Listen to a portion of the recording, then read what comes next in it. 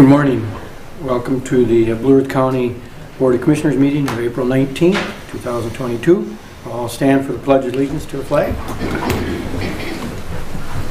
Pledge allegiance to the flag of the United States of America and to the republic for which it stands, one nation, under God, indivisible, with liberty and justice for all. We have the agenda review. Mr. Chair, there are no changes to the agenda today. Move to approve. Been moved by Dan. Second. Second by Kevin. All those in favor say aye. Aye. Opposed, carries. Okay, the first big item here we have is our Commissioner District 1 vacancy public hearing. And this is a public hearing, of course. Public comment will be allowed to in just a moment. At this time, I'd like to have Mr. Meyer to please introduce the item before the board. Thank you, Mr. Chair and Commissioners. Item number 1 in your packet is a memo regarding the Commissioner District 1 vacancy. The process for filling the vacancy in the office of a county commissioner is defined in Minnesota Statute 375.101.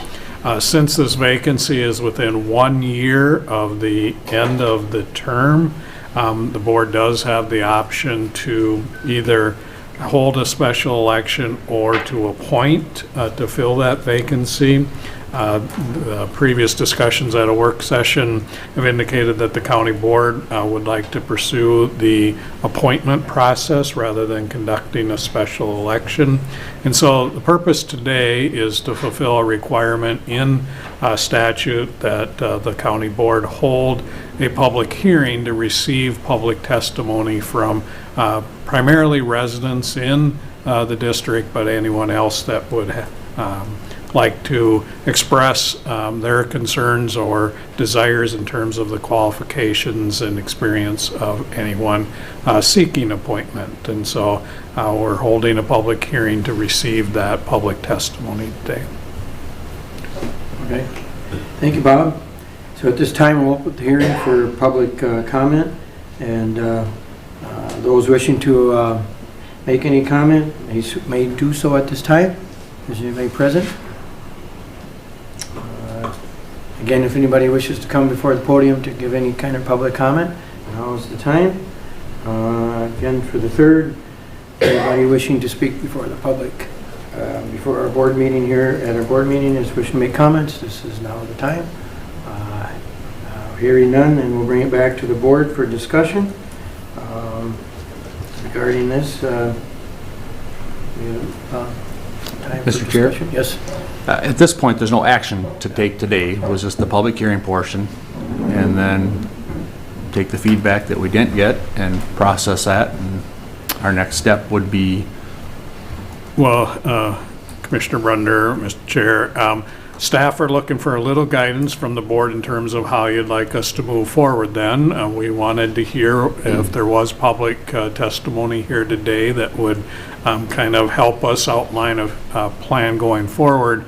You know, some thoughts that staff have had include creating a document that would maybe call for interest from potential candidates, a letter of interest of sorts maybe being developed, or an application process.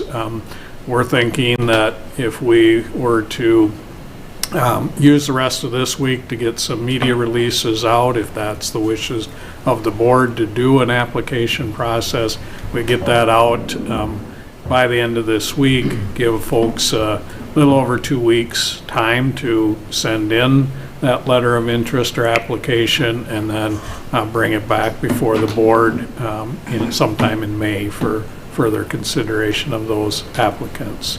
But part of what we're interested in hearing from the board is just, do you have specific questions or pieces of information that you would like to hear from potential applicants as you then consider those applicants for potential appointment? Yeah, this puts us in a little different position, because when you run for county board, on the election side, you pay your $50 or $60, you write your name down, your name and address, and you're done. This process is going to be a lot more taxing for anybody that wants it, because it will go through almost an interviewing process of some sort, I would imagine, if there's more than one candidate. Right. So I like your idea and the staff's thoughts about trying to put some sort of engagement letter together to see if we get some interested people from the public. And the other thought I had was, do we call on some other people in the community that would maybe want to help sit and try to move this forward process, because we'd be picking, but maybe it would be in our best interest to have a couple people that aren't running from that area that might want to help go through the process also. But that's all stuff we can do at a later date. But I certainly think it's a good idea to move forward with the way you're talking, with just trying to get some feedback and some letters back to us so we have something to look at. This, like Bob said, is strictly a hearing and discussion and getting comments from anybody or, what we as a board want to do, so. It's obviously important that anyone that expresses interest is available on Tuesdays when the county board either has a regular meeting or work session. So to me, that's an obvious question to put out there. Are you available for most meetings? Obviously, there may be issues that prevent somebody from being at a meeting, but that's one of the kind of commitments that folks would be making. The committee work that the board does is another area that folks maybe aren't as aware of that the role contains, and so trying to make sure that people understand that there's more than just Tuesday mornings that are involved with the role. So those are some of the things that staff have thought about. There may be other items that the board wants to give us feedback on. And we also Either need to be today clear or that later. this is only until the next election. It is So this is a until very the short November period. election, right? So That's we're correct. talking, if the board would happen to appoint somebody by the end of May or June, they would only be on for maybe a 5-month period. Through the summer, September, October, and then, because November. the election, my understanding of the law is that as soon as the election takes place, the person getting elected immediately starts. Isn't that correct? That's my understanding as well. So that would, that's, you're asking a lot of people to give up, and a lot of times you'll see people that are retired that might want to jump into this, or have had local government jobs before. Pretty hard to take somebody out of his job for 5 months not knowing if they're, because I think one thing we're requesting also is the person that we appoint does not have interest in running in the fall. Isn't that correct? That's a decision for the board. That is one of those questions you could ask potential applicants of, do they have interest in pursuing the seat into the future? I guess for me, I wouldn't care. I guess if you do have interest in running, you probably might have an interest in doing this too. But the only thing is, the only ones that we can place into this is the ones that are in District 1 at this time. Great. And District 1 changes dramatically. That is a complicating factor with this appointment process. Is we are working with the current District 1 boundaries, but District 1, as you say, does change under redistricting, so people will need to pay attention to those changes. Okay. Mr. Chair, Go ahead. so do we have right, maybe I would suggest just kind of I'm not sure what kind of document, but a frequently asked questions. I mean, as it's already been mentioned, you have to be a resident of the existing District 1.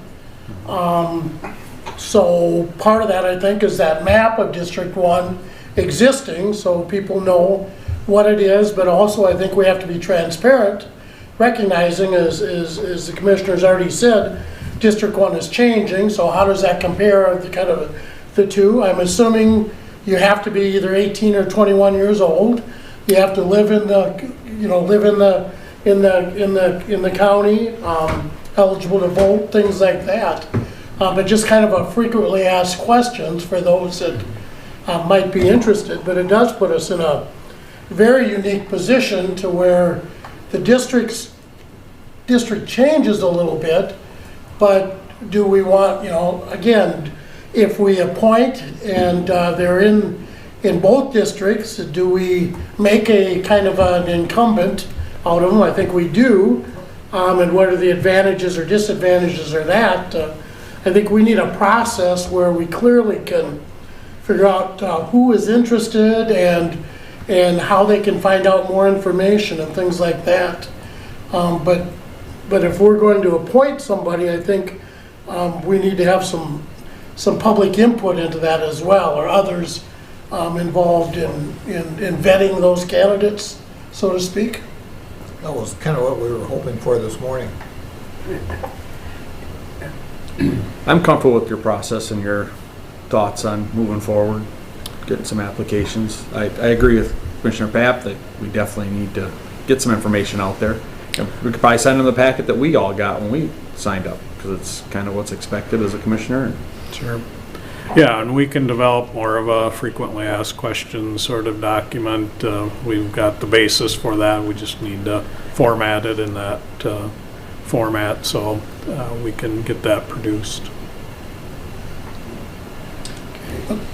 How do we see this appointed commissioner, their role in the responsibilities at other joint powers boards, other committees, and things like that? I know at the time we've all kind of taken up. I was, for example, at Region 9 last week representing Commissioner Landcammer, who was our person on that, and others are doing that. Is it our expectation of that person then we would relook at committee assignments for that few months, or have we thought through that? Because quite frankly, as a new commissioner, that's the biggest surprise, is it's not Tuesday mornings. Mm-hmm. It's all those other meetings, and I guess in this case, probably not a lot of ditch meetings with this particular district, but it's the meetings outside of this room that take some time, not only attending, but also prep work that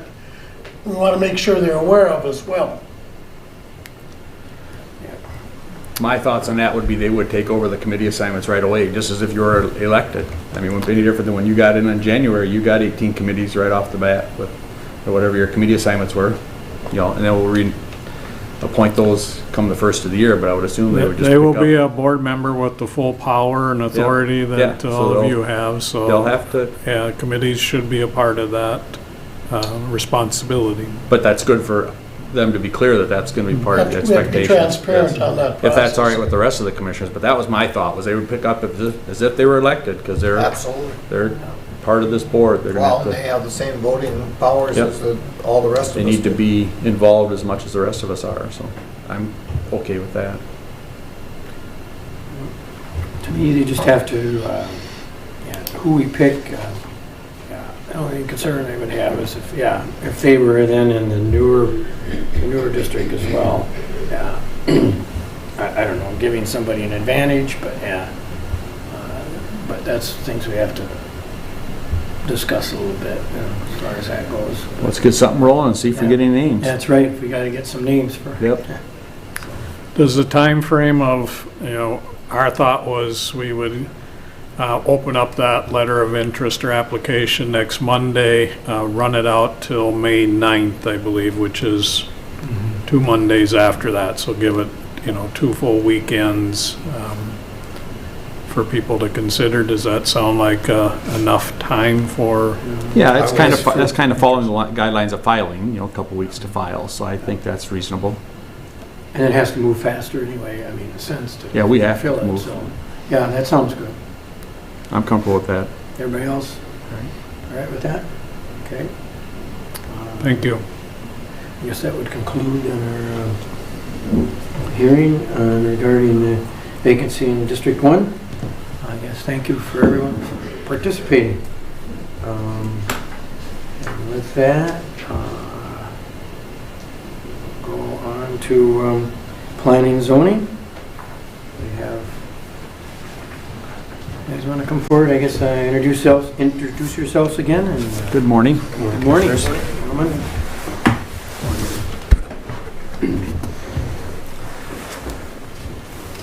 I'm George Leary with Blue Earth County Planning and Zoning.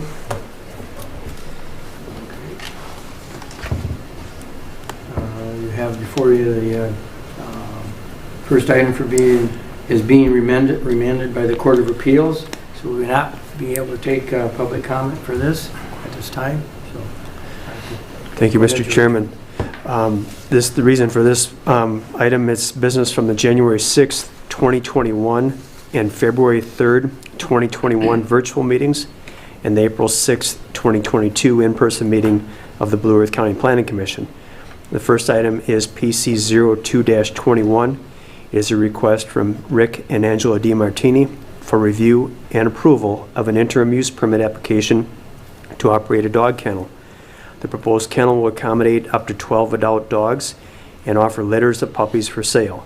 The property is zoned agricultural and is in the southwest quarter of Section 20, Decoria Township, and the property address is 57370 174th Lane, Good Thunder, Minnesota. Staff presented the full report to the Planning Commission on January 6, 2021.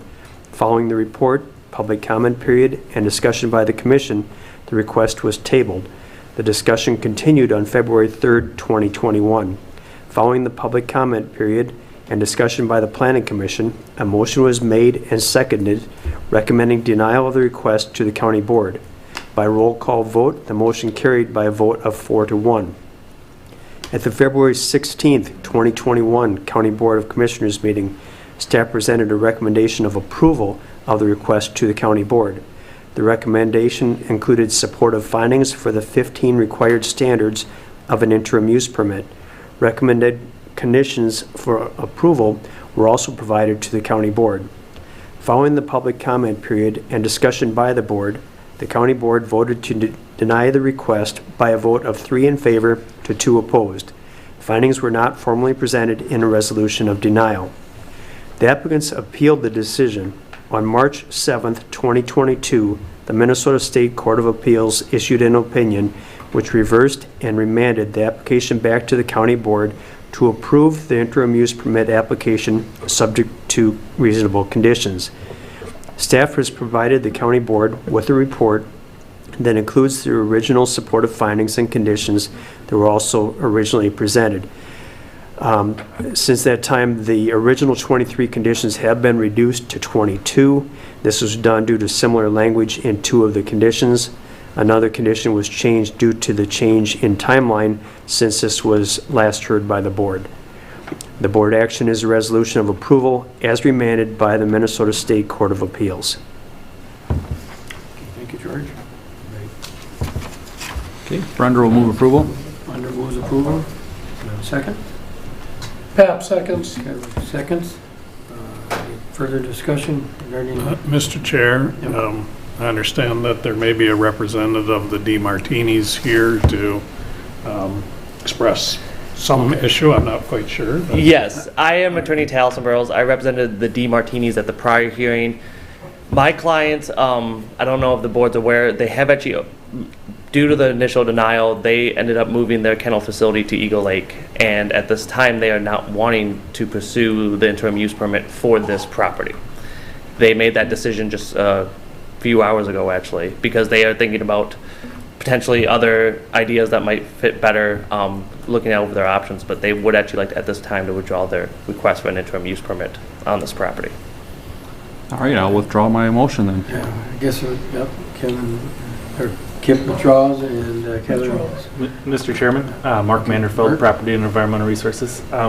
In light of Mr. Burrows' comments here, I wonder if it would be advantageous to consult the county attorney's office to make sure that we're following the court order appropriately. All right, Pat, do you have any? My suggestion, Mr. Chair, would simply be that you do as the Court of Appeals remanded and to issue the permit, and if they decide not to act upon it, that's their decision. Okay. Okay, I'll move the motion again. Guess I should have asked Pat before I did that. All right, Kevin. I'm in agreement. Okay, so we have the motion in front of us. further discussion and questions? Okay. So, Mr. Chair, Yep, go ahead. so Pat, yeah, if they just didn't do anything before the year up, the conditional use permit goes away anyways. So, and the Court of Appeals has ordered us to do this, so it'd probably be in our best interest to do what the Court of Appeals says. All right, thank you. Yep. Okay. Everybody's clear on that. All right. If there's no further discussion, I guess all those in favor say aye. Aye. Opposed? Carries. Guess that, thank you. Thank you guys very much. Thank you for all. PC 09-22 is a request from Dwayne and Charlotte Rogers and Lamar Advertising. Is a request for review and approval of an interim use permit for an off-premise sign. The property is zoned highway business. The property is in the southwest quarter of the northeast quarter of Section 6 in Garden City Township. Staff presented the report. The applicant was not present. There was no public comment. Members of the Planning Commission expressed no questions or comments regarding the request. Following the discussion, the Planning Commission forwarded a recommendation for approval of the request to the County Board based on the findings and conditions prepared by staff, and the board action is a resolution. George? And are you? Any questions? Public comment. Do you have a comment? No public comment. No comment. I guess, yeah. Do you have any public comment regarding 09-22? How about that? Again, do we have any public comment regarding 09-22? Third time, if there's any public comment wishing to come forward on 09-22. Hearing none, we'll bring it back then to the board. I'll move approval. It's been moved for approval by Kip, second by Vance. Any further discussion? All those in favor say aye. Aye. Opposed? Carries. Okay. Yeah. PC 10-22 is a request from Darwin A. and Noel D. Sorensen Revocable Trust for review and approval of the final plat of the Sorensen Subdivision Number 3, consisting of 5 lots and 2 outlots. The property is zoned rural town site and agricultural and is in the shoreland of Crystal Lake, which is classified as a general development lake, and Loon Lake, which is classified as a recreational development lake. The property is in parts of the of Section 4 of Garden City Township. The staff presented the report. The applicant was not present. There was no public comment. Members of the Planning Commission expressed no questions or comments regarding the request. Following the discussion, the Planning Commission forwarded a recommendation for approval of the request to the County Board based on the findings and conditions prepared by staff, and the board action is a resolution. All right.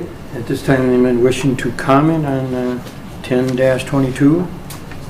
And if there's anybody from the audience who want to comment, oh, go ahead. Please come forward. Please, please come forward and state your name and address. Noelle Sorensen. I currently live at 111 Red Tail Court, number 212. This property has been in the family for about 5 generations. It grieves me to have to sell it, but monetary issues have come up since my husband passed. So I'm hoping to sell these lots as one unit, hopefully. I don't want a dome home here and something else here and a teepee over here. So I'm hoping to sell them all to a developer. And I appreciate so much what you've done to help me. And George as well, he's been a great help. So thank you. Well, thank you for coming. All right. Anybody else wishing to comment on 10-22? Hearing none, we'll bring it back to the board. Move to approve. And moved by Kevin, second by Vance. All those in favor say aye. Aye. Opposed? Carries. Thank you. And then we do have, again, another one. Yeah, my name is Garrett Alfing, Property Environmental Resources. PC 11-22 is a request from Eric Yeager for review and approval of an interim use permit to operate a 5,400 square foot self-service storage facility. The property is zoned agricultural, and the project will be constructed in the northwest quarter of Section 10, Mapleton Township. Staff presented the report. The applicant was present and had no additional comment. There was There was no other public comment as well. Members of the Planning Commission indicated the applicant is feeling a need for the additional storage and expressed no questions or comments regarding the request. Following the discussion, the Planning Commission forwarded a recommendation for approval of the request to the County Board based on the findings and conditions prepared by staff. And the board action is the resolution. All right. At this time, then, we'll take public comment on number 11-20, 11-22. Anybody wish to come before the podium? Again, if there's anyone wishing to comment on PC-1122, 11-22, please come forward. And again, for the third time, if anybody wish to comment on PC number 11-22, please come forward at this time. Hearing none, I'll bring it back to the board for action. Move to approve. And moved by Vance, Second. second by Kip. Any discussion? All those in favor say aye. Aye. Opposed, carries. Thank you.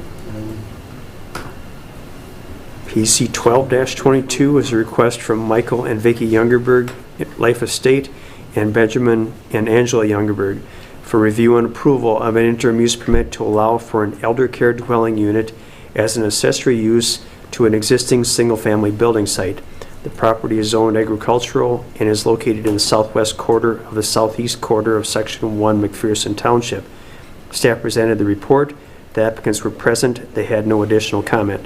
There was no other public comment. Members of the Planning Commission expressed no questions or comments regarding the request. Following the discussion, the Planning Commission forwarded a recommendation for approval of the request to the County Board based on the findings and conditions prepared by staff, and the board action is a resolution. Thanks, George. Okay, at this time, we can take some public comment on number 12-22.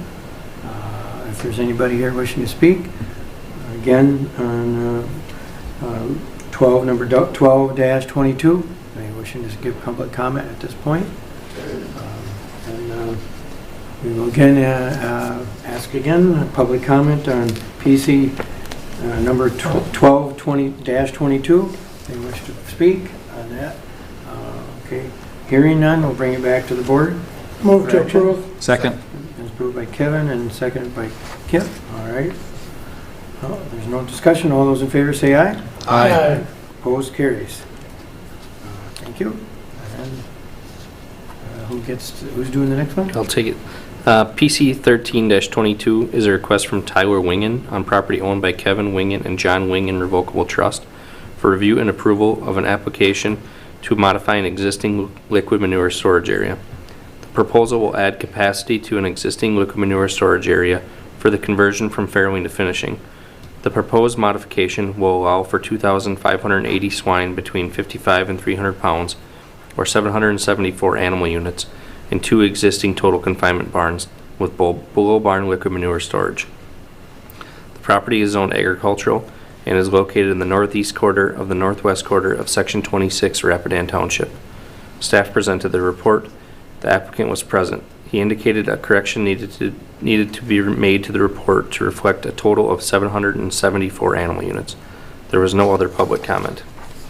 Members of the Planning Commission acknowledged the desired conversion from farrowing to finishing as the swine industry changes. They also acknowledged the applicant's interest in avoiding springtime manure application. They expressed no other questions or comments. Following the discussion, the Planning Commission forwarded a recommendation for approval of the request to the County Board based on the findings and conditions prepared by staff. The board action is the resolution. Thanks, Garrett. At this point, then, we'll open it up for public comment on PC 13-22. If there's anybody here wishing to speak. And for the second time, we'll open for public comment regarding PC 13-22. If you wish to come forward and speak. Again, then, we're looking for public comment then for PC 13-22.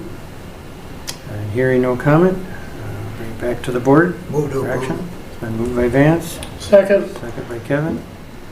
Okay, all those in favor signify by saying aye. Aye. Opposed, carries. Thank you, gentlemen. Thank you, gentlemen. Thank you very much.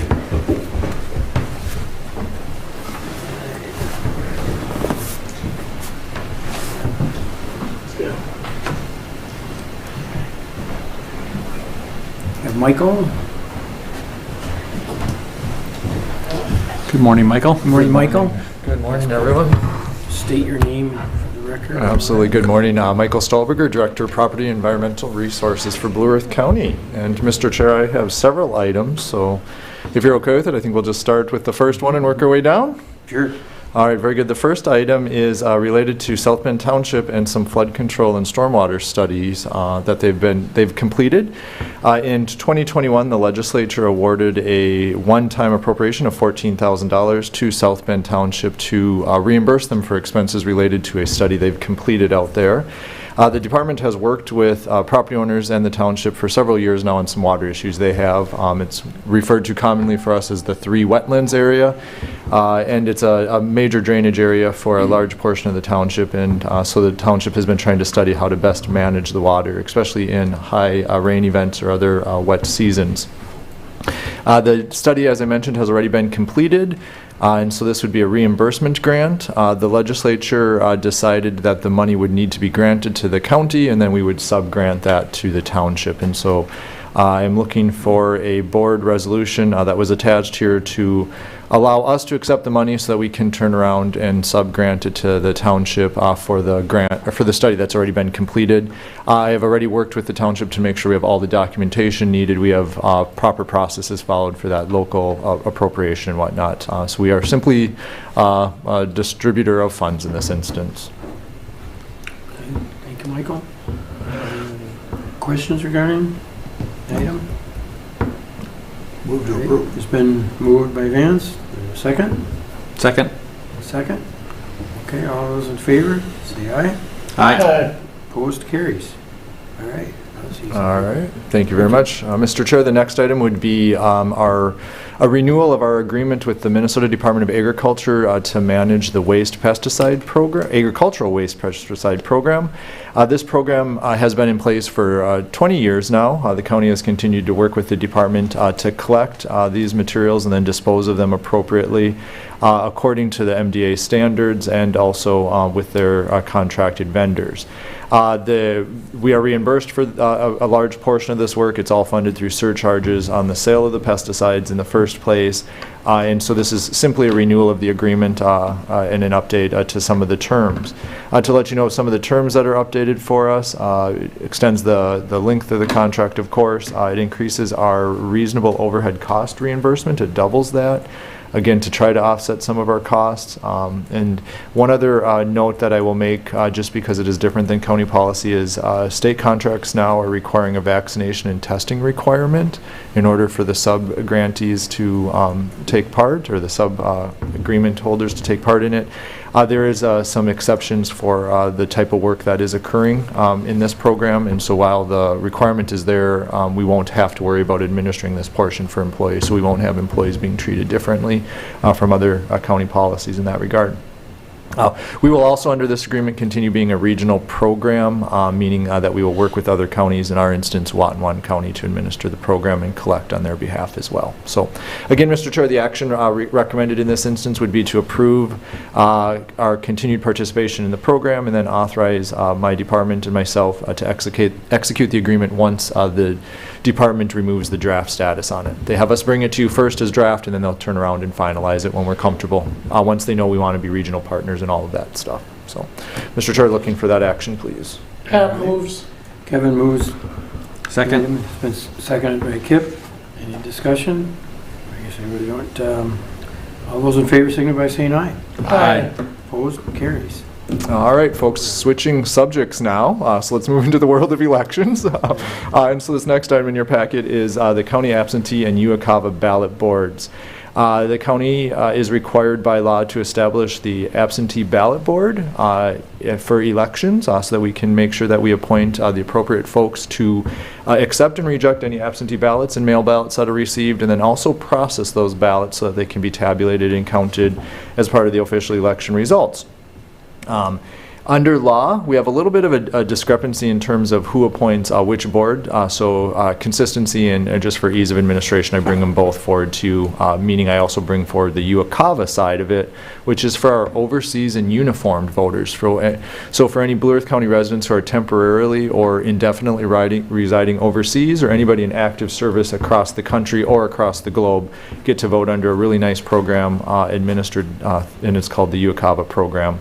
And so we'll actually appoint separate ballot boards for each of those instances, and the resolution that's attached is going to take care of both of those steps for you. So I would look for the board to adopt the resolution as attached, so that you'd be appointing absentee ballot board members and UACAVA ballot board members, and essentially authorizing our department again to implement those boards and make sure that we staff them appropriately as necessary throughout the election cycle. Before entertaining a motion on that, I'll just also make you aware that there is some current litigation in Ramsey County, and there was a recently settled case out of Olmsted and I believe also a different portion of Ramsey County lawsuit where there was some misunderstanding or confusion in who can serve on the ballot board. The way the law is written is there's ability to interpret that differently as to whether or not nonpartisan staff can be appointed to the ballot board. The most recent decision for the Supreme Court says that nonpartisan election staff can be appointed to the ballot board, but they cannot determine if a voter's signature is accurate or appropriate. So I'm sharing that information with you just so that you have full awareness that we will be interpreting or implementing that as the court has ordered, and we will be using staff only to do the portion that the Supreme Court of Minnesota says they can do. So just in case there's any confusion or concern about who would actually be appointed to the board, we'll follow the interpretation of the courts over the way that law is written because of the unclarity or the inclarity in the law. Okay. Any questions? I have one. If it, so has one. So then the people that who do you get people that are willing to serve, or you try to get them? Yeah. So, Mr. Chair, the way that we work with our ballot board is we do try to appoint folks who affiliate with a political party so that they can actually be involved in the process. And as we recruit election judges, we ask them for their interest to serve on the ballot board as well. We build that list, and then we provide them with additional training, which is required by law. And then once they've been trained, we actually give them a separate scheduler, one for each of the 4 major parties. And then they can sign up for shifts that we've set up for our ballot board so that I can match somebody from one party with another party without telling any of those folks what party they're affiliating with. We just build schedules off of that. So it's basically folks that express interest, get trained, and then are able to work on our scheduled ballot board shifts. Okay. So, thank you. yeah, absolutely. All right. No I would further move approval. questions? Kip moves the approval. Second. And that's the second.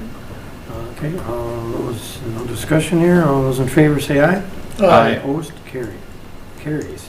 Thanks, Michael. All right, thank you, Mr. Chair. The last item then I bring forward to you is County Canvassing Board appointments. And so this is usually a pretty routine appointment process. However, redistricting is going to cause us some problems. So bear with me as we go through this for you. So the Canvassing Board is the board that is set at the county level to do a very important part of the election process, which is reviewing the election returns and actually certifying the results of the election. A Canvassing Board serves as our final check to make sure that our results are accurate and represent the will of the voters.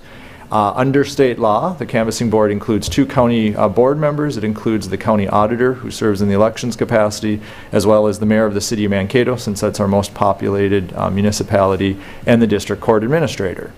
The Canvassing Board is going to meet 3 times this year. We need to meet quite quickly in May after the election. We'll meet again in August to certify the primary and the special election results, and then we'll also meet in November. The board would select 2 members of the Board of Commissioners to serve on the Canvassing Board, and we usually find board members who are not on the ballot, because being on the ballot disqualifies you from acting on the Canvassing Board for obvious reasons.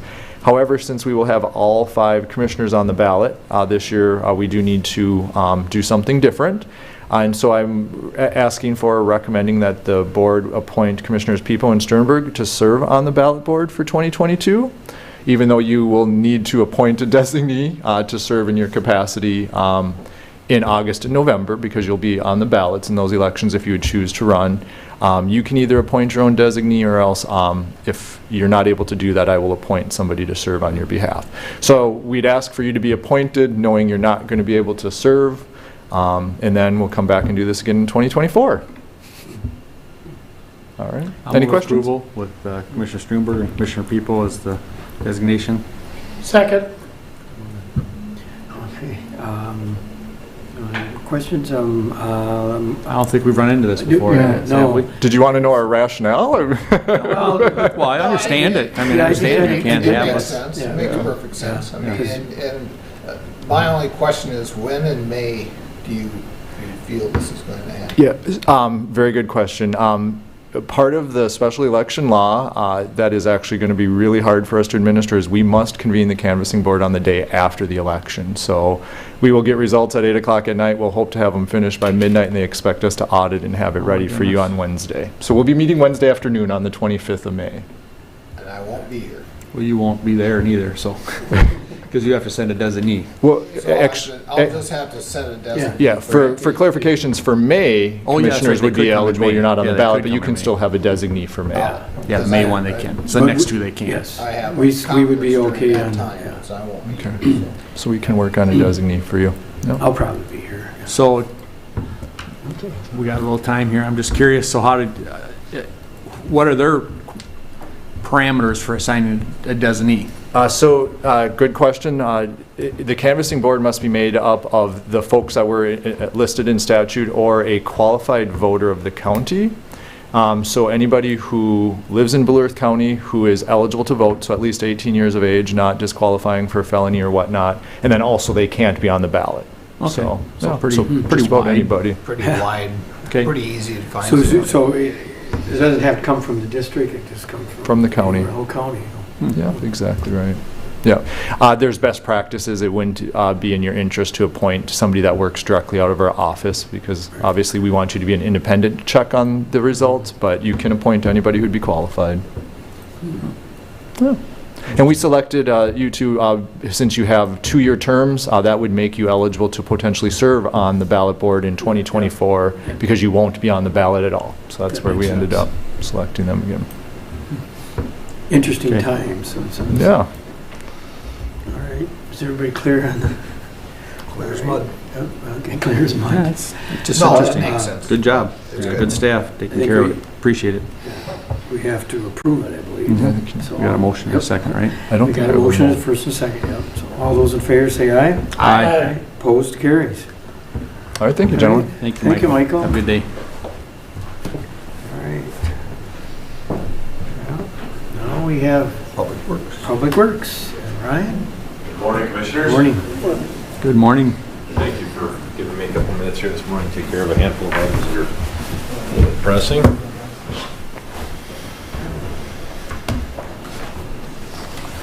The first order of business is consideration of bids for state aid project number 007, 594-002. This is for Borker Street in the city of Mapleton. This is the project where we have a cooperative agreement with the city where the county will act as the project sponsor for the state local road improvement program funds that the city applied for and was successful in obtaining.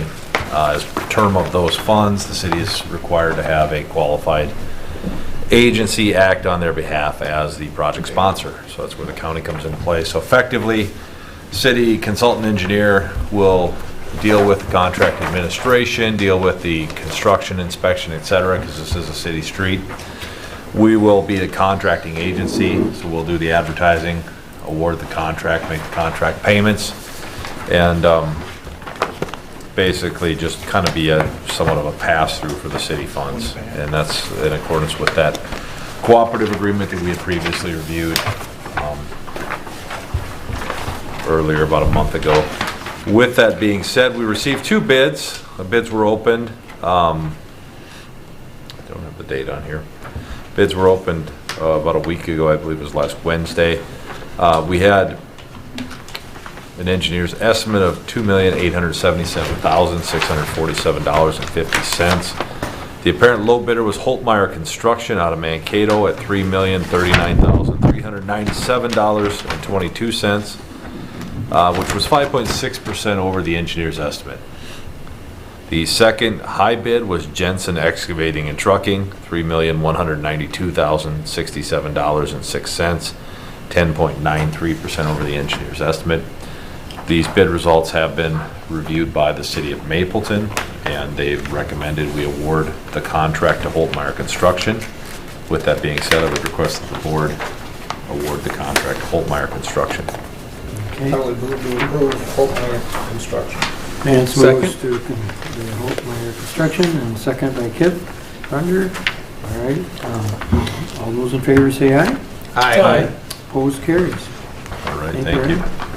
The second action item in your board packet is reviewing or revisiting, I should say, the annual CRS2 emulsion contract. Following our discussion on this during the April 5th county board meeting, I was able to do some additional follow-up with the Minnesota Department of Transportation.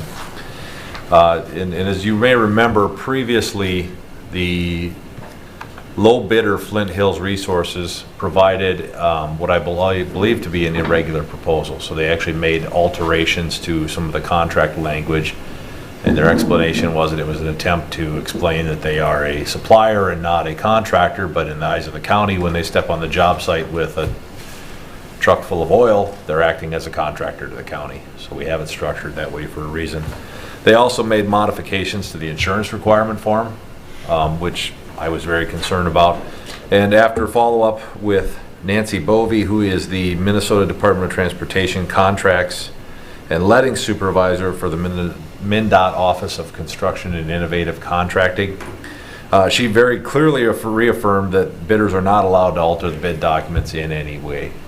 So with that being said, if they were wanting to act as a responsible bidder, and this is the same conversation I had with the representative from Flint Hills, he should have called us ahead of time. Had they expressed these concerns, we could have considered a addendum, issued that to notify all bidders that maybe we were considering changing provisions of the contract. They failed to do that. They just marked up the contract and sent it back to us, which is a cardinal sin. With that being said, it's critical for us to maintain the integrity of our bidding program in both our construction projects and our maintenance bids. And again, I did refer to Minnesota Department of Transportation State Aid Office, because we will be using some of our state aid funds to pay for a portion of this oil as it goes through our annual report and the county state aid highways that it's used on. So she reaffirmed that we should reject the Flint Hills bid. So with that being said, I would recommend that the county board reject Flint Hills bid and award the bid to the second bidder, HG Meigs, at $605,575. You want that all in one motion, or you want two separate motions? I could go, they could all be one, I would certainly think. Okay. I think you can do just one, because you're not required to take the low bid. So Okay. in this case, there's good reason not to. All right, I'll move approval. Kip with approval of HG Meigs for the contract there, and is there a second? Second. Second by Vance. All right, all those in favor say aye. Aye. Opposed, carries. All right. Thank you for that. That concludes my action items. Just a quick reminder that we do have the Rapidan Dam public outreach meeting tonight at the Rapidan Township Hall from 4:30 to 6:30 p.m. And then I may see some of you at the Public Works Building on Friday for our spring safety training. Yep. Got him on schedule, wouldn't miss him. Thank you very much. Have a good day. Thanks, Thank you, Ryan. Ryan. Thank you, Ryan. All right.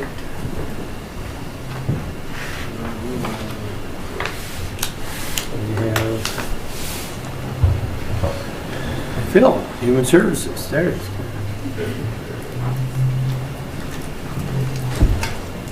Good morning, Phil. Good morning, Phil. See you.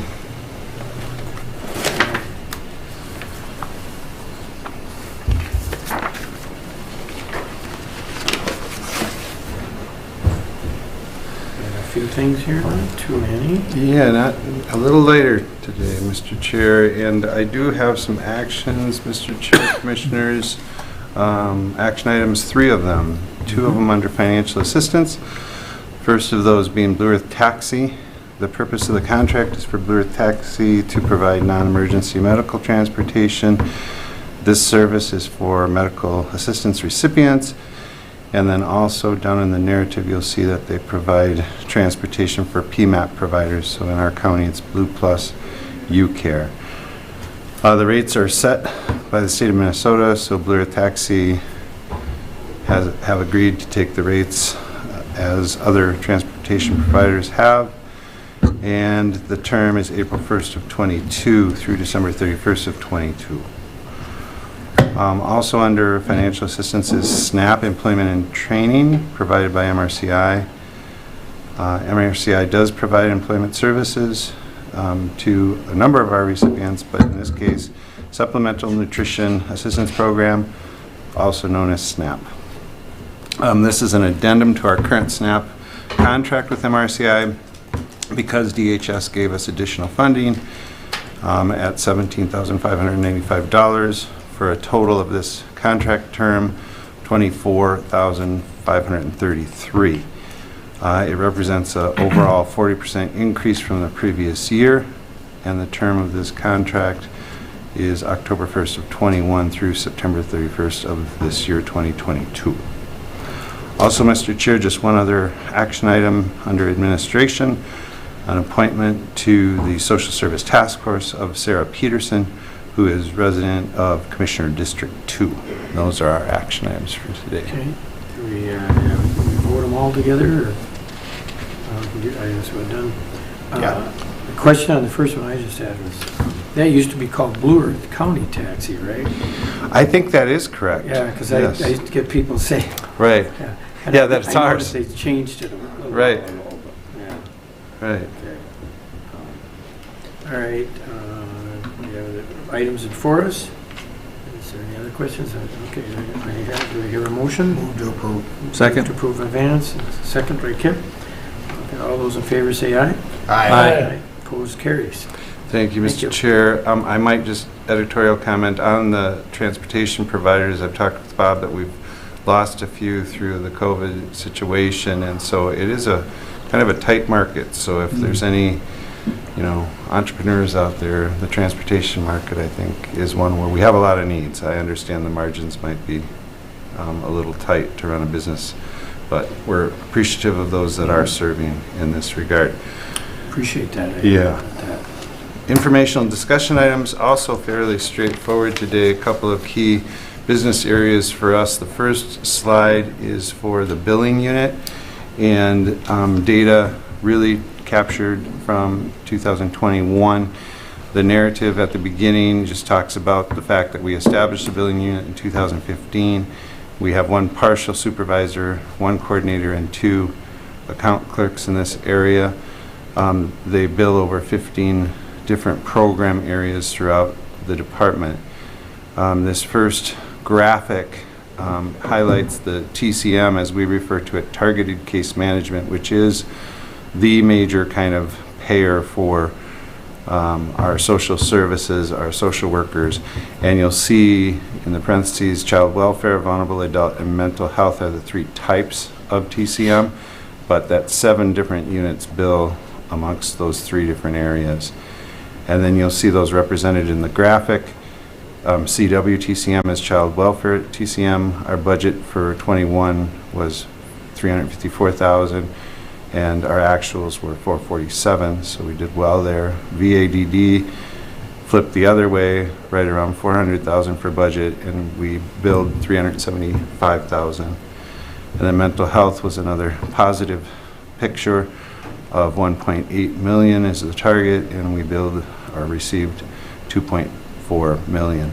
The totals billing of budget of 2.6 and actuals of 3.2, almost 3.3.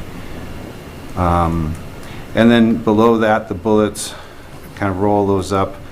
We overperformed $644,000 for that year, very good number, and also a $255,000 increase from the previous year in 2020. So really good.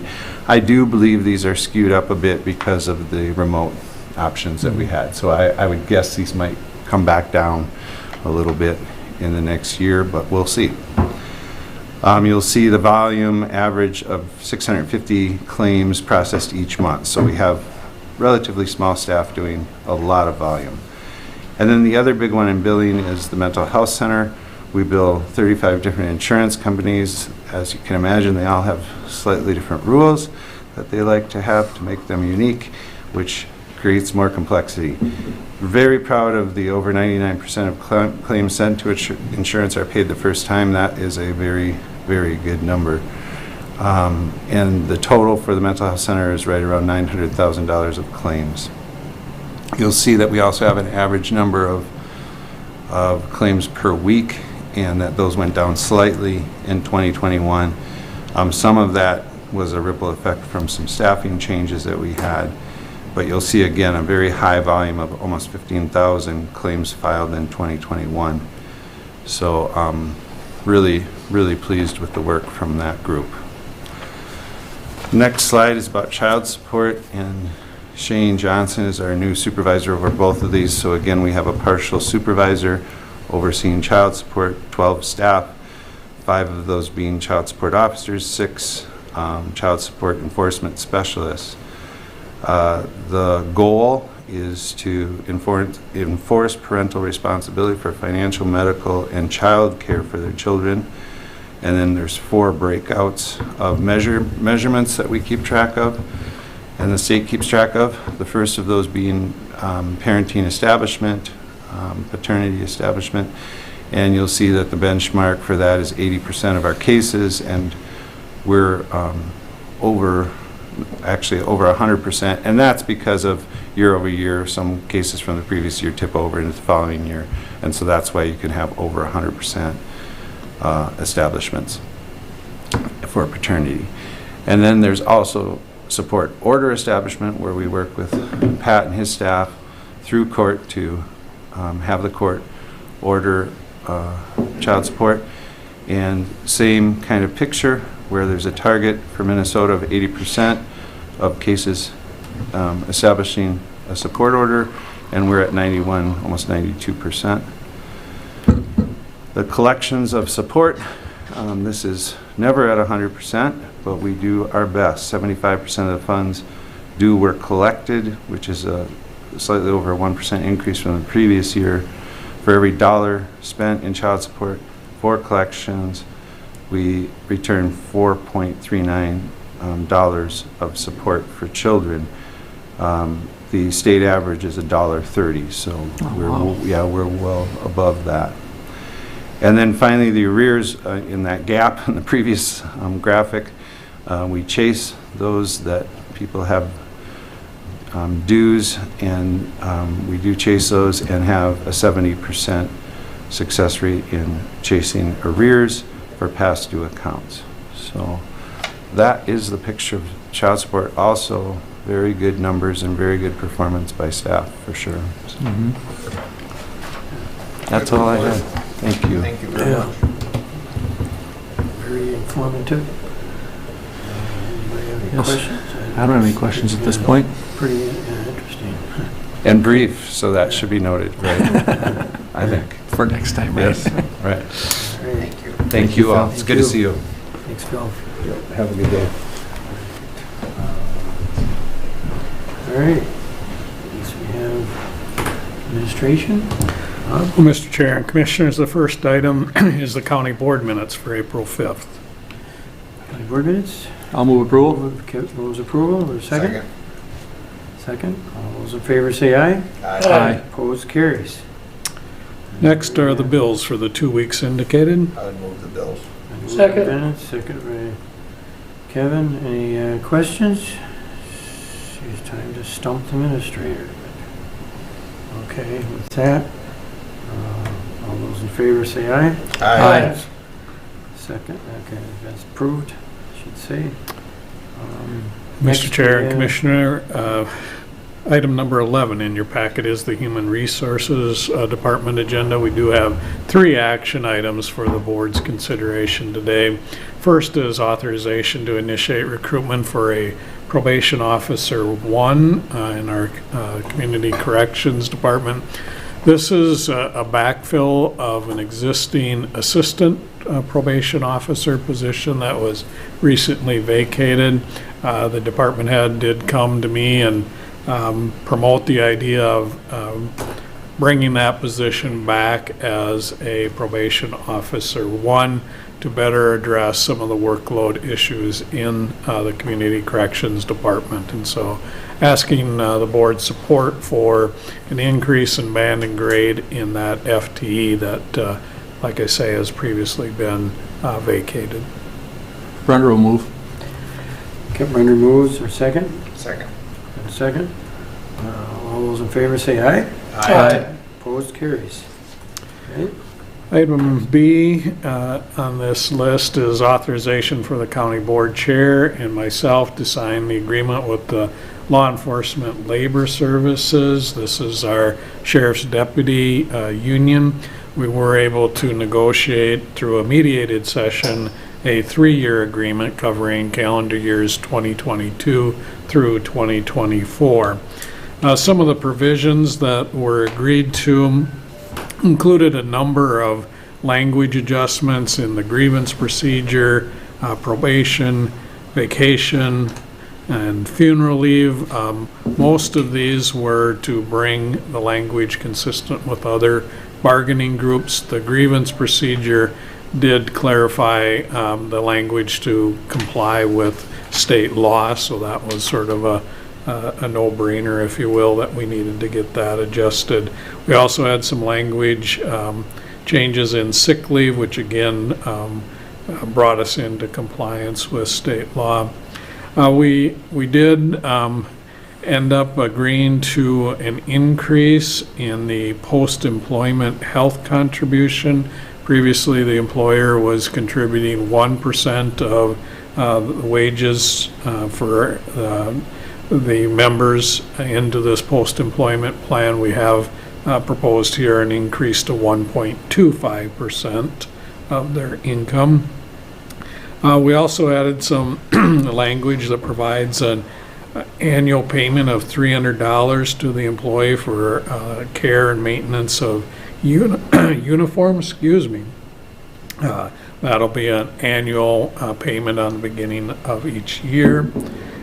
Wages were consistent with other bargaining groups where we had $1.50 in 2022 and 2023, as well as a 3.25% increase in 2024. The union did request a wage reopener later this year, pending the results of the market and classification study that the county is currently embarking on. And so that wage reopener would only allow for further discussion around the wage elements within the contract should that be warranted. We also agreed tentatively to an increase in lead worker pay and shift differential, and added language that would make Juneteenth a county holiday for this group if the state of Minnesota passes legislation to make it a state holiday. So until that is done, it will not be a holiday. But those are the majority of the provisions that are included in this tentative agreement, and bringing it here for board consideration. Thanks, Bob. Anybody have any questions regarding? Move to approve. Vance moves to approve. Second. Second by Kip Brender. Okay, all those in favor say aye. Aye. Opposed, carries. Thank you, Mr. Chair and Commissioners. The third item is authorization for the County Board Chair and myself to sign a memorandum of understanding with the Minnesota Public Employees Association. This is our correctional officers in the jail. This memorandum of understanding would extend some of the same lead worker and shift differential pay as was approved with the deputies to those correctional officer positions, as well as make some adjustments to the retention pay that has been included in this contract for a number of years. It would bring that retention pay in earlier so that when correctional officers complete training, we'd start the first step of that retention pay, increase it after a year, and then increase it again after 2 years. As you are well aware, we have a significant challenge retaining correctional officers, and so we're trying to take some steps here to build in some pay that would hopefully not only recruit additional correctional officers, but allow us to retain those employees as well. Sounds good. Okay. Second. Vance moves, Kip seconds. All those in favor, say aye. Aye. Opposed, carries. Yeah. Thank you, Bob. Under informational items, excuse me, we have filled a number of positions, including a children's services case aide, a correctional officer, and a librarian. We did have a promotion of a library clerk from part-time to a librarian, and so we're initiating recruitment to fill that part-time library clerk. Then we also had a voluntary demotion of a program coordinator in our WIC area to a public health specialist in the SHIP program. So we've initiated recruitment to refill that program coordinator in WIC. Then we had a resignation of 2 part-time bailiffs and have initiated recruitment to refill those positions. And then lastly, we had a resignation of an eligibility specialist in our human services area and have initiated recruitment to refill that position. I'd be happy to answer any questions on any of those items if the board has them. Okay, any questions? I don't have any questions. All right, Mr. Chair and Commissioners, item number 12 in your packet then is a memo regarding an owner's representative services professional service agreement. This is with Pristash Construction Services for our Public Works building project that we're working on. Owner's representative services is kind of an emerging service, I would say, within the construction environment, where the owner's representative is an experienced person in terms of working on construction projects from really the feasibility and planning stage all the way through the occupancy and move-in phase. And so Pristash Construction Services would provide services to the county representing our interest in ensuring that bills are correct, that we're identifying building issues early and really keeping us on track in terms of this large construction project. And so staff are recommending board approval of this professional service agreement with Pristash Construction LLC. Okay.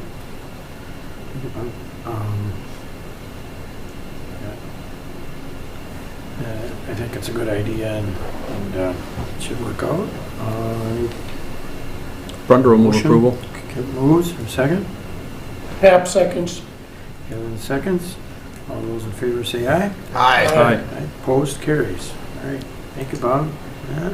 Mr. Chair and Commissioners, item number 13 in your packet then is the March financial status report. This is a quarter of the way through our fiscal year.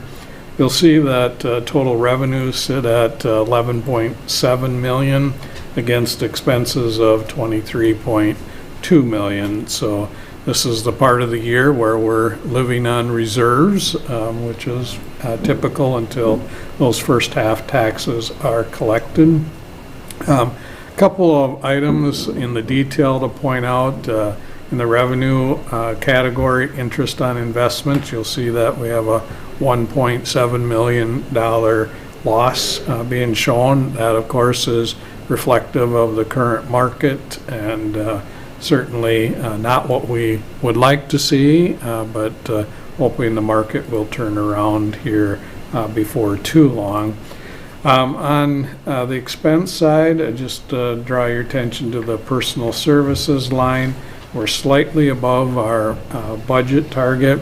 Some of that can be just the time of year where we have a month in this 3-month period where we had 3 payrolls, but typically we run a little bit below budget, but again, I will remind the board that some of our settlements were a little higher than anticipated in this budget, so we may see that look a little different this year from other years.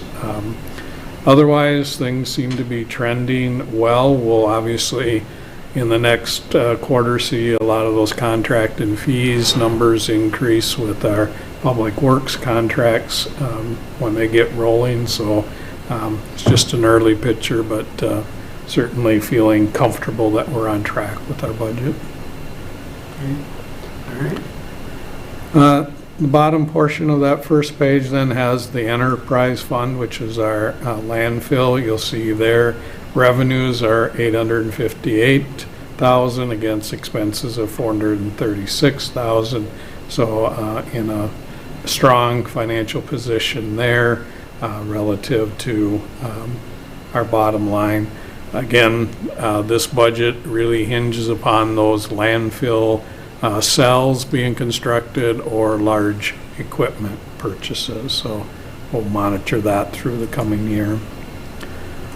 The second page has our cash and investment balances. You'll see towards the top that our total available funds sit at a little over 62 million against our 6-month target of 51.7 million. Total county funds more towards the lower half of the page sits at 121.4 million, and so we continue to maintain a strong fiscal position. Yep. Okay. Be happy to answer any questions the board might have. Questions of Bob regarding that? As good as expected? Nope, I don't have any questions. Looks Yeah. good. Yep. Very good. All right. That's all I have for you, That's all Mr. you Chair. have, and that's all it is. I guess we'll then go to commissioner reports. Who gets to start? Let's start with Kevin. Okay, thank you, Mr. Chair. Since our April 7th board meeting, participated in soil water meeting with KIP. Ditch action has been a pre-construction meeting at CD 52 on April 12th, JD 48, and then in the afternoon, Kip and I were down for JD 11, 12, and 49 in Winnebago. Participated with the Senator Klobuchar event here, and then that evening attended my first Region 9 Commission meeting as the board's representative on that. Also been participated in the employee appreciation, both at the government center, the jail, and then of course here this morning. Conversations with constituents and others have been pretty much around road postings, road conditions, and planning and zoning. That concludes my report. Thank you, Kevin. Kip? Thank you, Mr. Chair. I had planning and zoning after our last board meeting, but you already all seen that already this morning.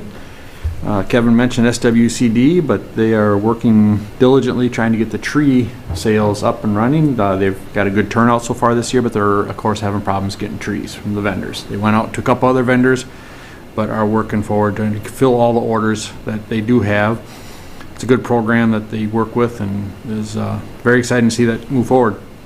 Kevin mentioned the ditch repairs and the Faribault County ditches, which was fairly non-productive because I don't think we approved any of them that afternoon, so we have to go back and try to finish them up again at the next meeting. The work session was very informative. Got to hear from Jared Bach and several other organizations. I was on a conference call with Micah. Everything's moving along fairly well up there, pretty fast paced at this point with things getting spooled up and trying to get the last of our stuff in. Had a couple SECB committee meetings. I just got put on the finance committee meeting through our local ECB And so I had my first meeting last Thursday with that. A lot of the same players that are on my legislative committee meeting, but they talk about the financing of some of this stuff that's going on. So that was relatively interesting. And last night I had my MVAC executive meeting, and things are going fairly well up there. We got a new person for Head Start who's doing a great job for us. And then we heard about our parking lot repairs and our roof that's coming, needs some repairs, and the building gets paid off in October. So now we get to take all that money and spend it on repairs. But that's kind of the way it is. I was not aware that building was built in 1968. I didn't think it was that old, but so we're dealing with the roof and the parking lot. Some other issues. They've upgraded that building. Yeah, oh yeah, yeah. There's a lot of upgrade. It's been upgraded all. It's got sprinklers and everything in it, but still, it's just, you know, the roof. And of course, we're having lead time problems on the roof. We can't get materials and can't even find anybody to give us a bid at this point. So that's for next year. But this year we are going to deal with the parking lots. We approved some parking lot bids yesterday. So that's my report, Mr. Chair. Thank you, Kip. Mr. Vance? All right, after our last board meeting, I had a Zoom call with the NACO monthly membership. The next day, we had our department head meeting. Thursday morning, we had donuts at the library. And that afternoon, I had my library board meeting. On Saturday the 9th, I had an EV event down at MSU over by the Dome, and we brought our electric car over there, and a lot of interest in how things are going to come around with electric vehicles and how that works out. On Monday the 11th, we had donuts at the Government Center. I think all of us showed up there. It was a nice event, talking to a lot of people. That same morning, I had a ACHF, which is a TDS meeting, and then I had a law library meeting that afternoon on Zoom. We had our work session on the 12th, and then on the 13th, well, we had a Blue Earth Nicola County Safe Roads meeting. We met here in the afternoon with Senator Klobuchar, and then that evening, or afternoon, we had donuts at the jail. The donuts we're talking about is for National County Government Month, and we're going around to different units of the county and showing our appreciation to them. On the 14th, I had my Highway 169 Corridor Coalition Executive Board meeting, and let's see, yesterday I had a NACO Arts and Culture Commission meeting, and besides our donuts this morning here at the Historic Courthouse, that's all I got. Okay, thank you, Vance. A few things to add. Of course, after our board meeting, let's see, we had the department heads on Wednesday, the 6th, and then had, with the county month recognition. Thursday, we didn't have those donuts at the library. And then Monday, April, that was 11th, that was at the Government Center then.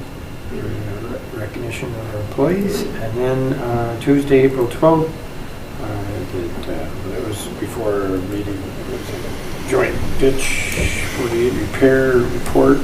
See, Wednesday, then the 13th, we did have a RETA meeting in the morning, and then later had I caught most of the mic meeting line, and then we had Senator Klobuchar's visit. That was good. And another, today, I guess we had at the courthouse, we had our, again, recognition for employees at our room there. And that concludes my report. So, anybody has anything else good for the order? Move to recess. Move to recess by Kevin. Second. Second by Vance. We are in recess. Okay. Good job, Mr. Chair. Thank you, everyone.